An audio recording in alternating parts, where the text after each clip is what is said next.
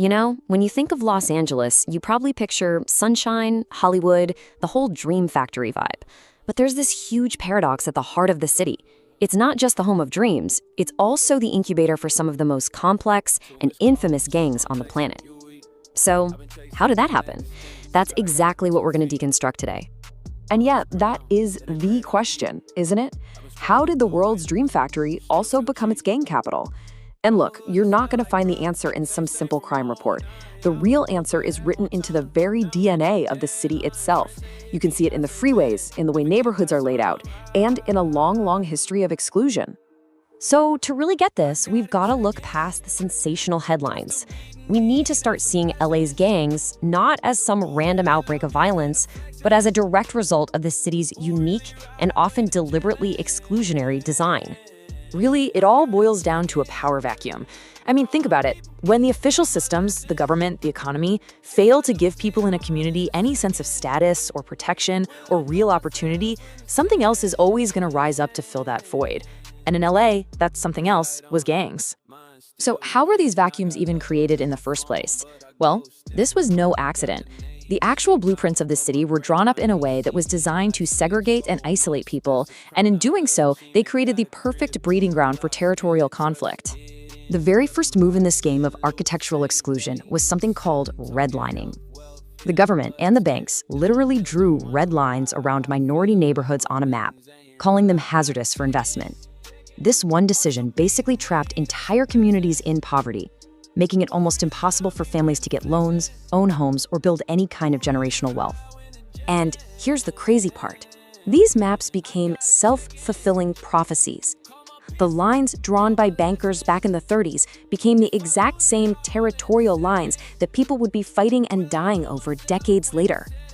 Then came the freeways, these massive concrete walls that were built to slice right through these same communities, literally engineering a city built on division.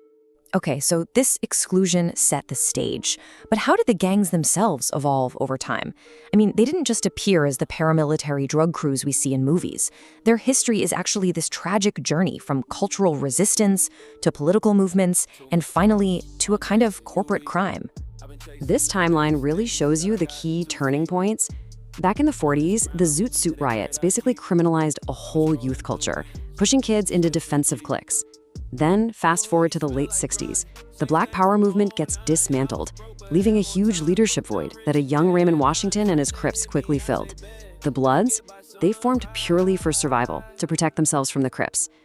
And then, the 80s hit. Factories shut down, jobs disappeared, and crack cocaine flooded the streets. Suddenly, turf wars weren't just about neighborhood pride anymore, they were ruthless battles for market share. And this leads us to this incredibly sophisticated structure, what's known as the iron pipeline.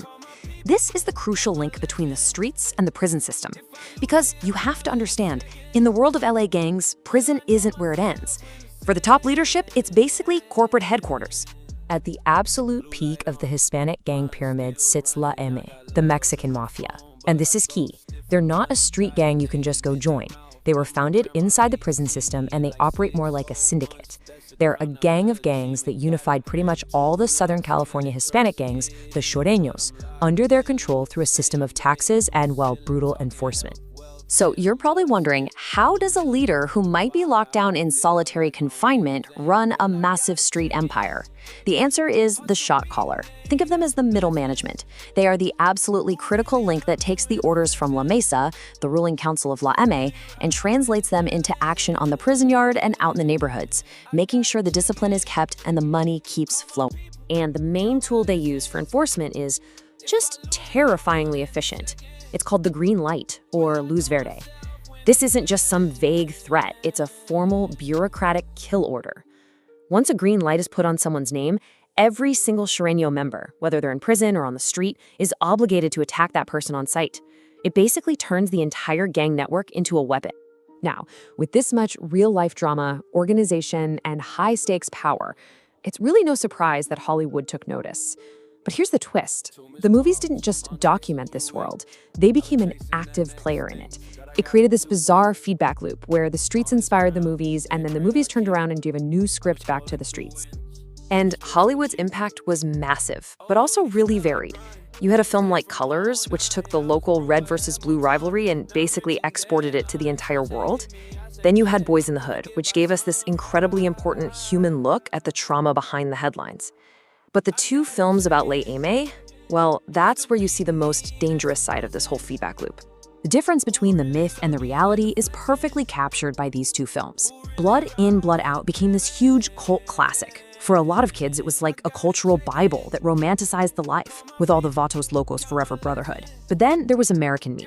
It went down a much darker, more realistic path. And it was so real, so unflinching in how it portrayed betrayal within the ranks, that the real Les Aimés felt disrespected. They issued green lights on two of the film's consultants. Both were murdered. The reality was so much more brutal than the myth. So you have this potent mix of real-world violence and Hollywood myth-making, and guess what? It didn't stay contained in Los Angeles. Through a combination of government policy and pop culture, LA's very specific street culture was exported, and it became a global brand. The main engine that drove this globalization was, believe it or not, American policy. In the 1990s, the US started deporting thousands of convicted immigrants. Many of them were LA gang members who had actually come to the US as little kids, fleeing civil wars in Central America. And the effect of this policy was absolutely catastrophic. See, these deportees didn't just go home. They brought the entire LA gang structure with them. The hand signs, the rules, the hierarchy, the ruthlessness. They landed in these post-war countries that had really weak governments, and a relatively small LA street gang like Mara Salvatrucha, MS-13, just metastasized. It grew into the terrifying transnational criminal organization that it is today. But the export wasn't always so violent. And this is where the story takes a truly surreal turn. You have the Cholo subculture in Japan. You've got young Japanese men and women who meticulously, and I mean meticulously, replicate the Chicano lowrider aesthetic. The Press Dickies, the Nike Cortez, the Chevy Impalas, but it's completely divorced from the poverty and violence of its origins. The style becomes high fashion, where the symbol is totally detached from what it originally symbolized. So, when you look at the whole picture, the story of LA gangs is a brutal one, for sure. But it's also a deeply human one. It's a story about people searching for identity, for community, for power, when they've been systematically excluded from everything else. It really shows us that just looking at a city's scar tissue isn't enough. We have to ask the much harder question: what was the original wound that caused the scar in the first place?